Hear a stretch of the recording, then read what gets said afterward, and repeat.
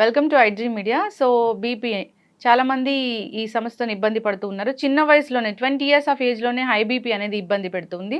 అసలు ఎందుకు ఈ సమస్య ఇంతలా వస్తుంది?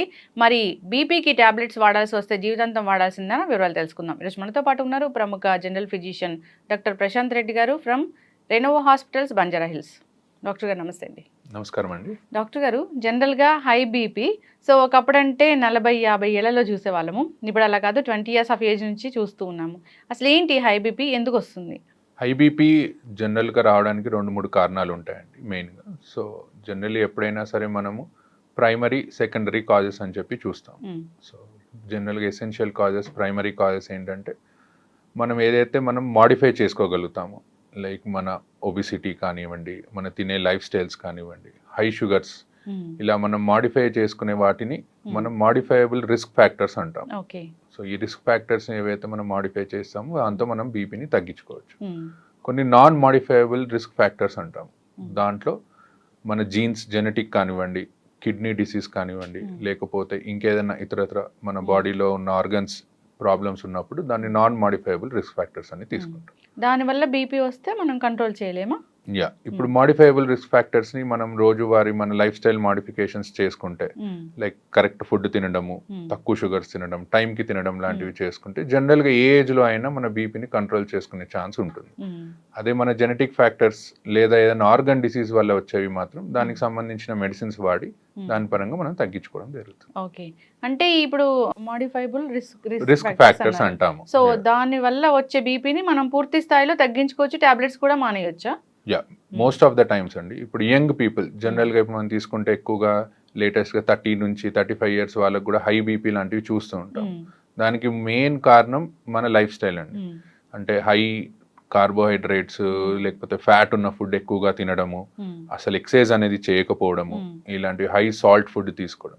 సో ఇవన్నీ మనం కట్ డౌన్ చేసుకుంటే 100లో 90% of the people definitely tablet లేకుండా ఉండొచ్చు. ఓకే. ఎస్ డాక్టర్ గారు. సో ఈ ఏదైనా కిడ్నీ ఇష్యూస్ వల్ల లేదా ఇతర ఆర్గన్ డ్యామేజ్ అవ్వడం వల్ల లేదా జెనెటికల్గా అన్నారు, అది వచ్చింది. సో వాళ్ళు లైఫ్ స్టైల్ చేంజ్ చేసుకున్నారు. సో బీపీ అనేది కంట్రోల్లో ఉంటుందా? పూర్తి స్థాయిలో తగ్గించుకోవడానికి ఛాన్స్ అనేది ఉండదా? ఉంటుందండి.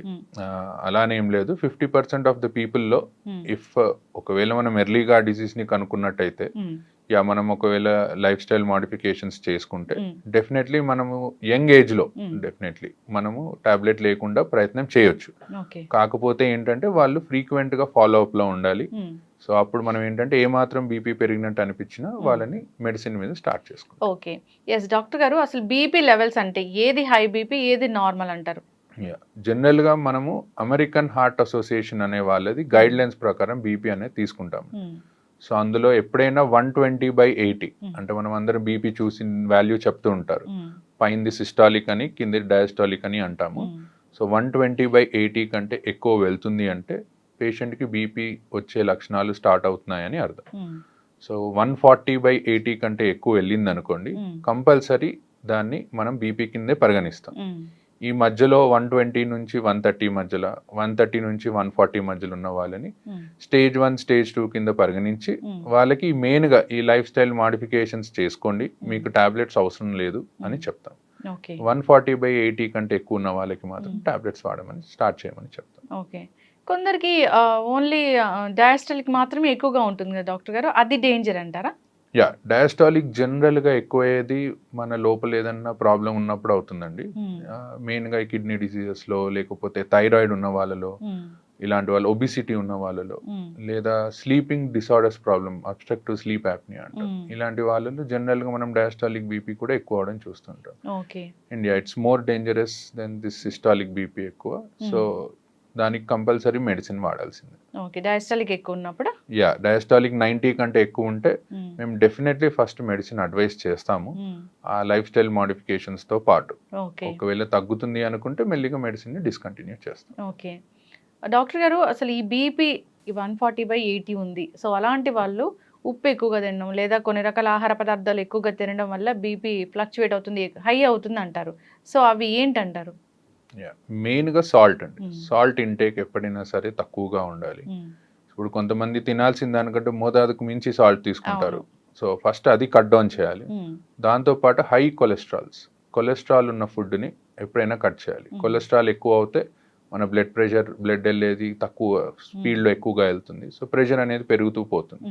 సో హై కొలెస్ట్రాల్ ఉన్న ఫుడ్స్ కానీ హై సాల్ట్ ఉన్న ఫుడ్స్ కానీ అవాయిడ్ చేసుకుంటే డెఫినెట్లీ మనం ఒక 5 to 10 డిఫరెన్స్ చూడొచ్చు బీపీలో. ఎస్, ఖచ్చితంగా డాక్టర్ గారు. సో డాక్టర్స్ టాబ్లెట్స్ ప్రిస్క్రైబ్ చేశారు. సో ఏ టైంలో, అంటే ప్రతిరోజు ఒకటే టైంలో వేసుకోవాలా? ఎప్పుడైనా టైం మారితే ఏమైనా ప్రాబ్లమా? సో టాబ్లెట్ వేసుకున్నామా లేదా అని మర్చిపోయి ఇంకో టాబ్లెట్ వేసుకుంటే ఏం జరుగుతుంది? జనరల్గా మన బాడీకి ఒక లైఫ్, మనకి ఎలా అయితే లైఫ్లో ఒక క్లాక్ లాగా ఉంటుందో మన బాడీకి కూడా ఒక క్లాక్ ఉంటుందండి. ఆ క్లాక్ ప్రకారమే మన హార్మోన్స్ రిలీజ్ అవ్వడము, మరి పనిచేయడం లాంటివి ఉంటాయి. సో అందుకే జనరల్గా either mornings or evenings we advise. So either morning before 9 o'clock అట్లా లేదా 10 o'clock లోపు, ఈవినింగ్స్ అది అడ్వైస్ చేస్తాం.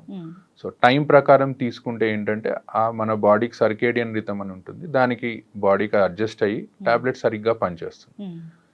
టాబ్లెట్ సరిగ్గా తీసుకోకపోవడం అంటే కొంతమంది ఒక రోజు తీసుకుంటారు, 2 రోజులు తీసుకోరు, మళ్ళీ తీసుకుంటారు. సో దానివల్ల మోర్ డేంజర్ దాని టాబ్లెట్ తీసుకోకపోవడం.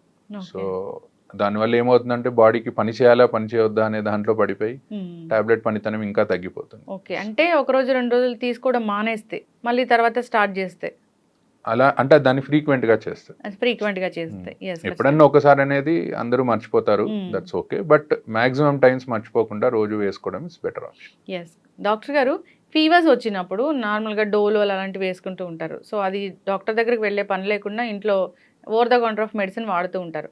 సో హై బీపీ ఉన్నవాళ్ళు ఇలాంటి డోలోలు వేసుకోవచ్చా? సో అలాంటప్పుడు బీపీ టాబ్లెట్ వేసుకోవచ్చా లేదా? సో జనరల్గా బీపీలో 2 types చూస్తామండి. ఇప్పుడు ఫీవర్ వచ్చినప్పుడు కొంతమందికి బీపీ పెరగొచ్చు, కొంతమందికి తగ్గొచ్చు. సో ఇన్ఫెక్షన్ చాలా ఎక్కువ ఉందనుకోండి, అప్పుడు బీపీ అనేది బాగా తగ్గిపోతూ ఉంటుంది. సో దాన్ని మనం షాక్ అని అంటాము సిచ్యువేషన్. సో అందుకే ఎప్పుడైనా హై గ్రేడ్ ఫీవర్ వస్తే దో మీరు డోలో ఇంట్లో వేసుకున్నా సరే వెళ్ళి డాక్టర్ని కలవండి, కలిసి ఒకసారి బీపీ చెక్ చేసుకుంటే తక్కువగా ఉంటే అప్పుడు పేషెంట్ కండిషన్ని బట్టి టాబ్లెట్ ఆపేయాలా డోస్ తగ్గించాలా అనేది డాక్టర్ కెన్ డిసైడ్. ఎస్, ఖచ్చితంగా డాక్టర్ గారు. చాలా మంది ఈ మిస్టేక్ అనేది చేస్తూ ఉంటారు. ఎస్, దానివల్ల ఇబ్బందులు అయితే వస్తూనే ఉంటాయి. ఎస్, ఏదైనా ఒక ఇష్యూ వచ్చినప్పుడు అప్పుడే కొత్తగా టాబ్లెట్స్ స్టార్ట్ చేశారు బీపీ టాబ్లెట్స్ అన్నప్పుడు ఇంట్లో మానిటర్ చేసుకోండి మార్నింగ్ ఈవినింగ్ బీపీ లెవెల్స్ అని అంటారు. సో ఆ బీపీ లెవెల్స్ మానిటర్ చేసుకున్నాక నెక్స్ట్ ఎలాంటి టాబ్లెట్ రాయాలి, తక్కువ రాయాలా, డోసు ఎక్కువ రాయాలా, అలా చెప్తూ ఉంటారు కదా డాక్టర్ గారు. సో అప్పుడు ఏదైనా ఒక 2-3 రోజులు ఫ్లక్చువేట్ అయ్యి 2-3 రోజులు హైగా అయ్యి తర్వాత నార్మల్గా ఉంది లేదా లో అయిపోయినప్పుడు అప్పుడు టాబ్లెట్స్ రాయడం అనేది ఎలా ఉంటుంది, ప్రిస్క్రైబ్ చేయడం అనేది ఎలా ఉంటుంది? జనరల్గా ఎవరికైనా ఫస్ట్ టైం బీపీ వచ్చినప్పుడు అండి, ఎక్కువగా యంగ్ ఏజ్ వాళ్ళకి, let's take less than 50 years young age వచ్చిన వాళ్ళకి మేము ఏం చెప్తామంటే దెర్ ఇస్ హై ఛాన్స్ మన లైఫ్ స్టైల్ మార్చుకొని ఇలా చేసుకొని మనం బీపీ తగ్గించుకోవచ్చు అని. అండ్ ఒక్కొక్కసారి డాక్టర్ దగ్గరకు వచ్చినప్పుడు రీడింగ్ అనేది ఎక్కువ రావచ్చు. వైట్ కోట్ హైపర్ టెన్షన్ అంటాము, అంటే డాక్టర్ని చూడగానే బీపీ అనేది పెరుగుతూ వెళ్తుంది. సో అలాంటి వాళ్ళకి ఏం చెప్తామంటే మీరు ఒక 3 to 5 days 2 times in a day check చేసుకోండి రీడింగ్స్ అని. సో కన్సెక్యూటివ్ రీడింగ్స్ అండి, అంటే 3 consecutive రీడింగ్స్ 3 సార్లు ఎక్కువ వచ్చాయనుకోండి డెఫినెటివ్గా టాబ్లెట్ స్టార్ట్ చేస్తాం. సో 3 సార్లు కాకుండా ఒకసారి వచ్చింది మిగతా 2 times తక్కువ వచ్చింది అలా అనుకుంటే first life style modifications advice చేస్తాం. ఎస్, ఖచ్చితంగా డాక్టర్ గారు. సో బీపీ మిషన్స్ చాలా డిజిటల్ మిషన్స్ వచ్చాయి. సో వాటిలో చెక్ చేసుకుంటే వచ్చేది కరెక్ట్ వాల్యూ అయినా నార్మల్గా డాక్టర్ దగ్గరికి వెళ్ళినప్పుడు వేరే బీపీ మిషన్ ఉంటుంది, అది కరెక్టా? సో ఎట్లా అంటారు? ఎలక్ట్రానిక్ మిషన్స్కి మేము చూసే మిషన్స్కి ఏంటంటే మెర్క్యూరీ ఉంటుందండి మేము చూసే మిషన్స్లో, it's much more accurate. Electronic మిషన్స్లో ఒక 5 mm వరకు డిఫరెన్స్ ఉంటుంది, బట్ మెయిన్గా మిషన్ కంటే ఎక్కువ చూసే పొజిషన్ అండి, చూసే పొజిషన్, చూసే టైమ్. సో ఎప్పుడైనా సరే బీపీ మిషన్ అనేది మన లెవెల్ ఆఫ్ హార్ట్ దగ్గరికి ఉండాలన్నమాట.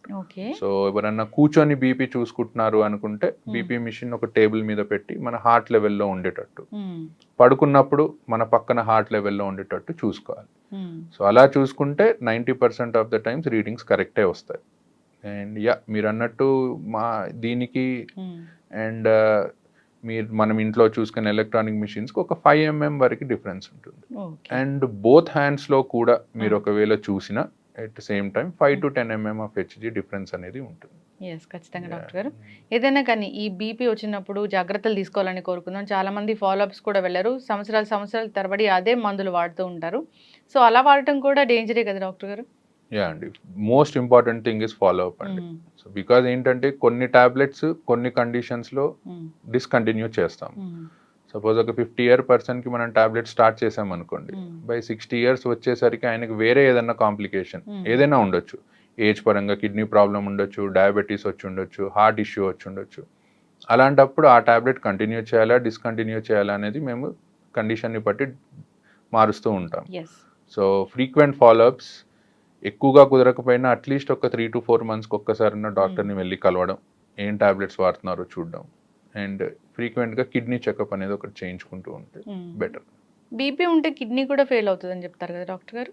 యా, జనరల్గా ఏంటంటే ఏ బీపీ కానివ్వండి, డయాబెటీస్ కానివ్వండి, మన బాడీలో కిడ్నీని, హార్ట్ని, ఐస్ని ఒకవేళ ఎక్కువగా ఉన్నాయి అనుకోండి లెవెల్స్, డ్యామేజ్ చేస్తూ ఉంటాయి.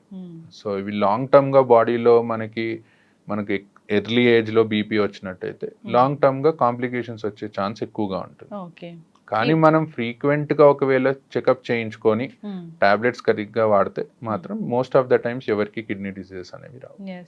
బీపీ పేషెంట్స్ని తీసుకెళ్ళినప్పుడు డాక్టర్స్ అడుగుతూ ఉంటారు, బ్లర్ విజన్ ఏమైనా ఉందా మీకు అని. అది ఎందుకు డాక్టర్ గారు? బేసికల్గా హైపర్టెన్సివ్ రెటినోపతి అని అంటామండి. అంటే హై బీపీ ఉండడం వల్ల ఐస్ డ్యామేజ్ అవుతూ ఉంటాయి, ఆ రెటీనా అనేది డ్యామేజ్ అవుతూ ఉంటుంది. అండ్ సో దానికోసం ఏంటంటే ఎవరైనా కొత్తగా బీపీ డయాగ్నోస్ అయిన వాళ్ళు, హై బీపీతో డయాగ్నోస్ అయిన వాళ్ళకి ఫస్ట్ వెళ్ళి ఒకసారి ఐ చెకప్ చేయించుకోమని చెప్తాం. ఎందుకంటే మనకి ఎన్ని రోజుల నుంచి హై బీపీ ఉందనేది తెలియదు, ఎంత డ్యామేజ్ అయిందనేది తెలియదు. సో ఒకసారి చెక్ చేయించుకొని దాని తర్వాత దెన్ వి గో అహెడ్. ఖచ్చితంగా డాక్టర్ గారు జాగ్రత్తలు అయితే తీసుకోవాలని కోరుకుందాం, ఫాలోఅప్కి వెళ్ళాలని కోరుకుందాం డాక్టర్ గారు. సో బీపీ అంటే అదేం చిన్న విషయం కాదు. సో అది కంట్రోల్లో లేకపోతే ఆర్గన్స్ అనేవి డ్యామేజ్ అవుతాయి కాబట్టి జాగ్రత్తలు తీసుకోవాలని కోరుకుందాం. చాలా చక్కటి ఇన్ఫర్మేషన్ అండి, ధన్యవాదాలు. Thank you.